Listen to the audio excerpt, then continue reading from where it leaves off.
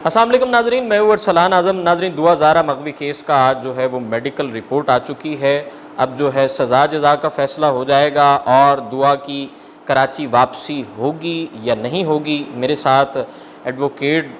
فیاض رامے صاحب موجود ہیں، گہری نگاہ رہی ہے اس کیس پر۔ ان سے جاننے کی کوشش کرتے ہیں کہ مستقبل میں جو ہے یہ معاملات کس جانب جا رہے ہیں۔ رامے صاحب، مجھے یہ بتائیں کہ کیا پریڈکشنز ہیں آپ کی اور کیا قانونی طور پہ کیا دیکھ رہے ہیں کہ معاملات کس جانب جائیں گے؟ کوئی سزا جزا والا بھی معاملہ ہوگا؟ دیکھیں، اگر قانونی طور پہ آپ بات کریں تو جہاں تک ہم نے پڑھا ہے وہ سب سے پہلی تو بات یہ ہے کہ جو میونسپل کارپوریشن اور نادرہ اداروں میں جو رجسٹرڈ ڈاکومنٹس ہوتے ہیں ان کو پبلک ڈاکومنٹس کنسیڈر کیا جاتا ہے، اور پبلک ڈاکومنٹ جو ہوتا ہے وہ ایک ویلڈ ایویڈنس ہوتا ہے، اور میڈیکل اسیسمنٹ یا کوئی بھی اوپینین آف تھرڈ پرسن جو ہوتا ہے قانون کے مطابق وہ تب کروایا جاتا ہے جب آپ کے پاس کوئی اسیسمنٹ نہ ہو۔ تو اس کیس کو خراب کرنے کے لیے سب سے پہلے اسیسمنٹ کروائی گئی، اور اسی لیے کروائی گئی کہ یہ جو دفعات ہیں پنجاب کے قانون کے مطابق چائلڈ ریسٹرینٹ میرج ایکٹ کے تحت جو 16 سال سے کم عمر بچی جو ہے وہ شادی نہیں کر سکتی، اور سندھ میرج ایکٹ کے تحت 18 سال، اور اسی طرح پی پی سی پاکستان پینل کوڈ کے تحت اگر 361 یہ کہتا ہے کہ اگر 16 سال سے کم عمر بچی اپنی مرضی سے بھی چلی جاتی ہے تو وہ کڈنیپنگ میں آتا ہے۔ ان دفعات کو ہٹ کرنے کے لیے یہ فیک میڈیکل بنوایا گیا تھا۔ اگر ایج کا جو اس کیس میں کنسرن نہ اتنا ہو تو پھر میڈیکل کروانے کی ضرورت نہیں تھی، اور اسی لیے میڈیکل ہوا جس میں 17 ایئرز ایج آئی، اور ججز صاحبان نے اس میڈیکل کی بیس کے اوپر بچی کو آزاد کر دیا۔ بالکل، اور اس لیے پھر ہم سپریم کورٹ گئے۔ ہمارا موقف ڈے 1 سے یہی تھا کہ یہ ہمارے ڈاکومنٹس جینین ہیں، لیکن اس وقت ان ڈاکومنٹ کو کنسیڈر اسی لیے نہیں کہا گیا کہ ہمیں کہا گیا کہ بچی ان ڈاکومنٹس کو اون نہیں کر رہی، اور ان ڈاکومنٹ سے ریلیٹڈ آپ کا ایک ڈسپیوٹ پیدا ہو گیا، تو ڈسپیوٹ کو تھرو میڈیکل ہی ریزالو کیا جا سکتا ہے۔ تو میڈیکل میں انفارچونیٹلی اس میں 17 سال ایج آئی، اور اس کی بیسس کے اوپر ایک رانگ ڈیسیجن ہو گیا، اور ہم سپریم کورٹ گئے، اور اس میں آج آپ نے دیکھا کہ جو ہمارے ڈاکومنٹس ہیں وہ صحیح ثابت ہوئے۔ 11 ڈاکٹرز کا جو ہوتا ہے اوپینین انہوں نے دیا، کہاں ایک ڈاکٹر کا اوپینین اور کہاں 11۔ تو یہ الٹیمیٹلی وہ ہے کہ جو میجورٹی کا اوپینین ہوتا ہے اس کو ہر جگہ پہ فالو کیا جاتا ہے، اور یہ 11 ڈاکٹرز میں سے 7 to 8 ڈاکٹر جو ہیں انہوں نے کہا ہے کہ اس کی 13 to 15 ایئرز ایج ہے، تو اسی لیے انہوں نے لکھا کہ نیئر ٹو 15 ایئرز اس کی ایج ہے، اور اس سے یہی ثابت ہوتا ہے کہ ہمارے ڈاکومنٹس کے مطابق یہ نیئر ٹو 15 ہی ہے، مطلب کہ یہ ہمارے ڈاکومنٹس کے مطابق 16 سال سے یہ کم ہے، اور ہمارے ڈاکومنٹس صحیح ہیں، اس میں کسی قسم کی کوئی دو نمبری نہیں ہے۔ اچھا رامے صاحب، مجھے یہ بتائیں کہ آپ کو کیا لگتا ہے جو ماضی کے جو سپریم کورٹ کے جو ورڈکٹس تھے اس میں اور جو دوسرے کورٹس کے ورڈکٹس تھے اس میں یہ کہا جا رہا تھا کہ اسے دارالامان اگر کوئی عمر کا تعین بھی ہو جاتا ہے تو دارالامان میں جو ہے بچی چلی جائے گی، والدین کے پاس نہیں جائے گی؟ آپ کیا سمجھتے ہیں ابھی وہ جو پرانے جو باتیں کہیں گی، جو بیانات تھے وہ ختم ہو گئے؟ جی بالکل، ابھی اس کے جو بیانات ہیں اس کی کوئی اہمیت نہیں ہے۔ 361 کو جو قانون میں ہم نے پڑھا اس کو پڑھتے ہوئے کوئی اہمیت نہیں ہے، کیونکہ وہ تو یہی کہتا ہے، اس میں کلیئرلی لکھا ہوا ہے کہ نیپنگ فرام لافل گارڈینشپ میں کلیئرلی لکھا ہوا ہے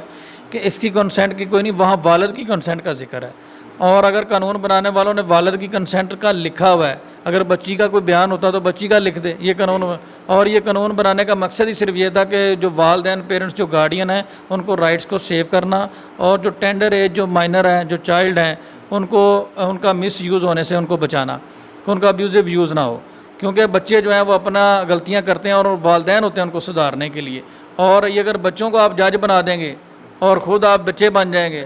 تو وہ تو پھر کچھ بھی کر دیں گے۔ تو یہ ہے کہ اس میں آپ نے آنکھیں بند کر کے نہیں دیکھنا ہوتا ہے۔ اس طرح کے معاملات میں جو عدالت ہوتی ہے اس کے پاس ایک طرح کی پیرنٹل جورسڈکشن ہوتی ہے، انہوں نے خود دیکھنا ہوتا ہے کہ بچے کی ویلفیئر اور اس میں کس چیزیں، اور لیٹس سپوز جو آپ نے بات کی بچی اگر اس کے حساب سے آج 14 سال جو ہے وہ ڈٹرمن ہوگی، اب اس کے مطابق چائلڈ ریسٹرینٹ میرج ایکٹ جو پنجاب میں ہے، نکاح چاہے پنجاب میں اور سندھ ہو، دونوں میں وہ دفعات اٹریکٹ ہوتی ہیں، دونوں کے قانون کی وائلیشن ہے، اور اگر اس میں آپ جائیں 361 اس کی بھی وائلیشن ہے، تو اس کے مطابق ان ملزمان کے اوپر یہ دفعات لگنی ہے۔ تیسری بات یہ نکاح نامہ بھی جعلی ہے، تو پہلے دن سے ہم یہی کہہ رہے ہیں۔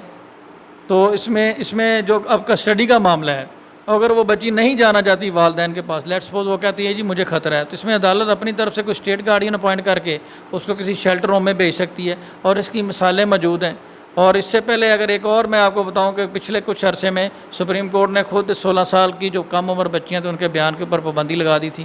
اور اس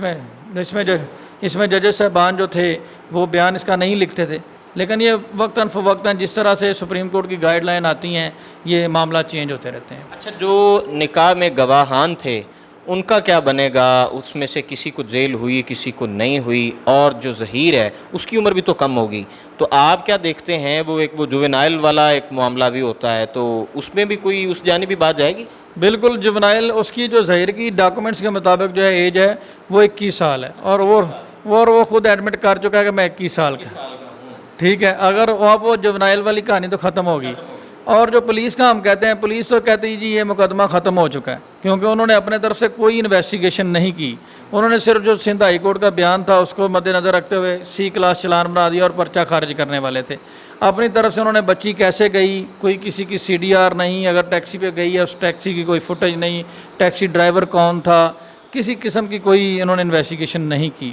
اور دوسری بات اگر اس میں کی جائے، اب اس کی ہم انویسٹیگیشن چینج کروائیں گے اور یہ فیکٹس جو ہیں وہ نئے طریقے سے شروع ہوں گے۔ اور اگر سپریم کورٹ کے حوالے سے دیکھا جائے، سپریم کورٹ نے ایک وقت میں کہا کہ جی there can be a single F I R, ایک وقوع کے متعلق سنگل ایف آئی آر ہو سکتی، پھر نئے ججز صاحبان آ جاتے ہیں وہ کہتے ہیں there can be double F I R. تو یہ ورڈکٹ سپریم کورٹ کے بدلتے رہتے ہیں، وہ آئین کی تشریح کرتے رہتے ہیں۔ لیکن جہاں تک پچھلے دنوں میں نے آپ کو بتایا کہ انہوں نے کہہ دیا تھا کہ 16 سال کے کم عمر بچیوں کا بیان نہیں ہوتا،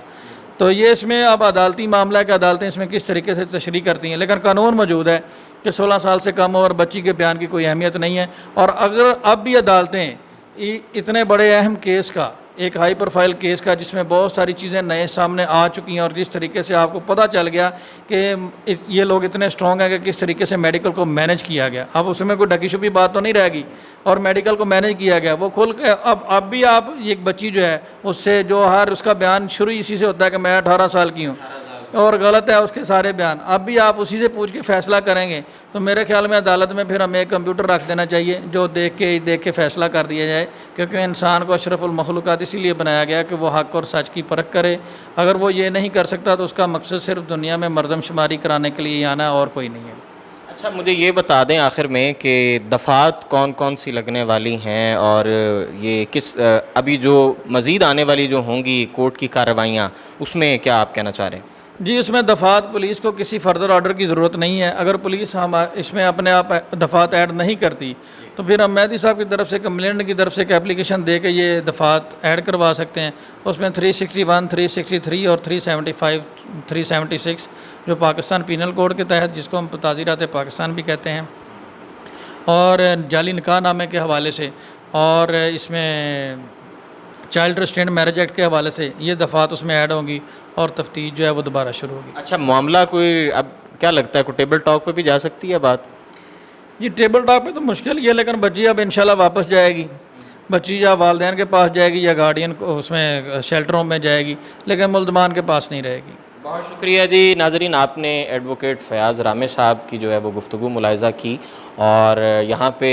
مہدی کاظمی صاحب کو مبارکباد دی جا رہی ہے، اور مبارکباد قوم کو بھی مبارکباد ہے۔ مہدی کاظمی صاحب نے بڑی جو ہے وہ جدوجہد اور اس کے ساتھ ساتھ بڑی کنسسٹنسی سے اس معاملے کو دیکھا، اور یقین جانیے اس وقت مہدی کاظمی جو ہے ان کے لیے ایک بڑا، آج کا جو فیصلہ تھا یہ ایک بڑا خوشی والا معاملہ تھا ان کے لیے۔ تو باقی مزید انشاءاللہ جو ہے یہ اس کے مزید فالو اپس جو ہے وہ لے کر آپ کی خدمت میں حاضر ہوں گے۔ اپنی رائے کا اظہار کمنٹ سیکشن میں کیجیے، ہمارے چینل کو لائک کیجیے، سبسکرائب کیجیے، اور شیئر کرنا مت بھولیے۔ اپنے میزبان ارسلان اعظم کو اجازت دیجیے۔ اللہ کے بعد۔